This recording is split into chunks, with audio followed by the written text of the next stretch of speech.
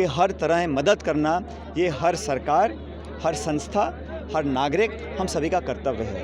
कानूनी, संवैधानिक जो भी मसले हैं वो हम सुलझा सकते हैं, आज नहीं तो कल।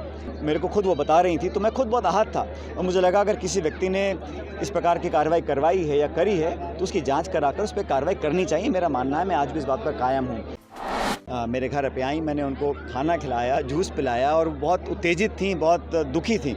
और मैंने पहले भी कहा, आज भी कहता हूँ कि कारण कोई भी हो, अगर कोई वीरांगना अपनी बात को रखती है, उसकी बात को हम माने या ना माने वो बात का विषय है, लेकिन उनके साथ जो व्यवहार पुलिस ने किया, जो हमने टेलीविज़न में देखा, वो उसको कोई भी एक्सेप्ट नहीं कर सकता है।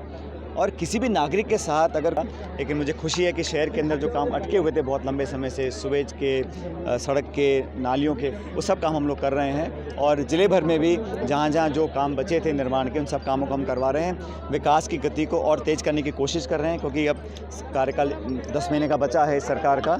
और राजस्थान में खासकर इस क्षेत्र के अंदर जो जो हम लोगों ने वादे किए थे, उन सभी वादों को पूरा कर कर हम आगे बढ़ेंगे। और मुझे खुशी है कि दुगनी गति से यहाँ पर सारे काम विकास के हो रहे हैं। देखिए, जहाँ तक वीरांगनाओं की बात है, मैं समझता हूँ कि इस मुद्दे पर कभी भी और किसी को भी राजनीति नहीं करनी चाहिए। जिन लोगों ने वर्दी पहनकर इस देश की सेवा करने का काम किया और सुप्रीम सैक्रिफाइस जिन्होंने किया है, अपना सब कुछ कुर्बान करने वाले जो लोग, जो इस देश के कारण शहादत उन्होंने दी है, उन लोगों की तुलना करना ही संभव नहीं है। और उनके परिजन जो हैं वो इस देश की संपत्ति हैं, उनको संयोजे रखना, उनको मान सम्मान देना, उनके हर तरह मदद करना ये हर सरकार, हर संस्था, हर नागरिक हम सभी का कर्तव्य है। मैं ऐसा मानता हूँ कि जो वीरांगनाओं का जो पैकेज है, जो सरकार की सहायता है, केंद्र सरकार की, राज्य सरकार की, वो सब लोगों को मिली है। इसके अलावा भी अगर कोई मांग थी, उन मांगों को मैं ऐसा मानता हूँ कि संवेदनशीलता से अगर हम बैठ के इन बातों को सुनते और किसी भी नागरिक, खासकर ऐसी जो वीरांगना है, जो विधवा है, जिनके पतियों ने देश के लिए शहादत दी है, उन लोगों की बातों को सुनना, संवेदनशील होना और मांगें कितनी जायज़, कितनी संभव हैं, कानूनी, संवैधानिक जो भी मसले हैं वो हम सुलझा सकते हैं, आज नहीं तो कल। लेकिन उनकी बातों को सुनना ज़रूरी था। आप सभी जानते हैं कि ये तीनों जो महिलाएं हैं, ये मेरे घर भी आई थी और मेरा घर कोई मेरा नहीं है, सरकार का घर है। वो मेरे पास आई थी, मैंने उनकी बातों को सुना। मेरे घर पे आई, मैंने उनको खाना खिलाया, जूस पिलाया और बहुत उत्तेजित थी, बहुत दुखी थी। और मैंने पहले भी कहा, आज भी कहता हूँ कि कारण कोई भी हो, अगर कोई वीरांगना अपनी बात को रखती है, उसकी बात को हम माने या ना माने वो बात का विषय है, लेकिन उनके साथ जो व्यवहार पुलिस ने किया, जो हमने टेलीविज़न में देखा, वो उसको कोई भी एक्सेप्ट नहीं कर सकता है। और किसी भी नागरिक के साथ अगर महिला हैं, विधवा हैं और कोई भी कारण रहा हो, उनकी बातों को मानना, ना मानना, जायज़ रखना, ना रखना, केंद्र सरकार, राज्य सरकार, वो विषय बात का है। लेकिन जिस प्रकार का ट्रीटमेंट किया, जो मेरे को खुद वो बता रही थी तो मैं खुद बहुत आहत था और मुझे लगा अगर किसी व्यक्ति ने इस प्रकार की कार्रवाई करवाई है या करी है तो उसकी जांच कराकर उस पर कार्रवाई करनी चाहिए, मेरा मानना है। मैं आज भी इस बात पर कायम हूँ। जहाँ तक बाकी विषय हैं उस पर सरकार ने अपनी बात रखी हुई है, लेकिन इस मुद्दे पर किसी को भी राजनीति नहीं करनी चाहिए। हर व्यक्ति को अपनी बात रखने का अधिकार है। धरना देना, प्रदर्शन करना, मांग रखना, ये हमारे लोकतंत्र की एक पहचान है, इसमें किसी को आपत्ति नहीं होनी चाहिए।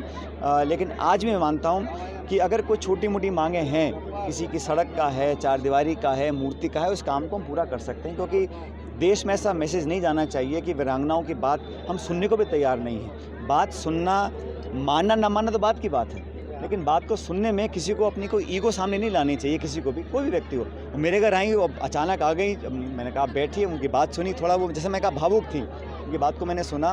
देखिए, महिला हैं, भावुक हैं, उनकी मानसिक स्थिति क्या होगी, क्या क्या उन पर बीती होगी, तो बड़ी संवेदनशीलता से उनकी बातों को हमने सुनना जाना चाहिए था और जो पॉसिबल है बताना चाहिए था। अगर नहीं भी करना है तो उनको बैठकर समझाने का काम अगर किया गया होता, मैं समझता हूँ एक बेहतर तरीके से मामले को निपटाया जा सकता था। देखिए, जहाँ तक नौकरियों की बात है, किसी को 1 या 2 या 3 नौकरी देना न देना, इससे कोई बहुत बड़ा बदलाव आने वाला नहीं है, लेकिन जो मुद्दा अगर मार्मिक है तो उसी तरह इसको डील भी करना चाहिए। हम किसी को कुछ ना भी देना चाहें या समझाना चाहें तो बैठकर मिलकर इत्मीनान से संवेदनशील हो के समझाएं तो मामला बहुत बेहतर बन सकता है। और मुझे नहीं लगता कि इसमें बीजेपी या कांग्रेस, जनता दल इस प्रकार की बातें करनी चाहिए, क्योंकि ये देश जो है ये किसी एक दल का, एक सरकार विपक्ष का नहीं है। ये पूरे भारतवासियों का देश है और हमारी जो फ़ौज है वो पूरे देश को प्रोटेक्ट करती है। और हमारे जो सैनिक सरहद पर खड़े हैं, जो गोली खा रहे हैं, आज खाने को तैयार हैं बर्फ़ में, जंगल में, रेगिस्तान में, वो किसी जाति, धर्म, समुदाय, पार्टी, विचारधारा के लिए नहीं है, वो पूरे भारतवर्ष के लिए खड़े हैं। तो उनके मान सम्मान में हमें कहीं कमी आनी नहीं होनी चाहिए और ऐसा लगना भी नहीं चाहिए। और अगर किसी ने कुछ गलतफहमी है या कुछ ज़्यादा कोई मांगने की बात भी करता है तो बैठ के शांति से समझाया जाता पहले, तो मैं समझता हूँ इस पूरे मसले को एक बेहतर तरीके से हैंडल किया जा सकता था। तो राजस्थान में तो अतिथियों का स्वागत करने का एक पुरानी परंपरा है, जो भी आए अपनी बात को रखे। लेकिन मेरा इतना निवेदन है हर दल के नेता से, कोई भी हो वो, कि जो भी यहाँ पर आए विकास की बात करे, लोगों को जोड़ने की बात करे, अमन चैन भाईचारे की बात करे। और लोकतंत्र में कोई भी आए, चुनाव लड़े तो जनता तय करती है, जनता जनार्दन है, कौन जीतेगा कौन हारेगा समय बताएगा। लेकिन हमें तो हमेशा खुले दिल के लोग हैं और हमेशा हर एक का स्वागत करते हैं। लेकिन यहाँ पर जो भी आए व्यक्ति या दल या विचारधारा के लोग आएँ, सबका स्वागत है, अपनी बात को रखें। लेकिन बेहतर ये होगा सियासत के लिए, प्रदेश और देश के लिए, कि जो भी यहाँ पर आए प्यार मोहब्बत की बात करें, कोई कमी दिखे उसको बताए, गिनाए, चर्चा करें। लेकिन डेवलपमेंट, लोगों के रोज़गार इशू जो पब्लिक के हैं वो ज़्यादा मैं समझता हूँ रेखांकित करने की ज़रूरत है।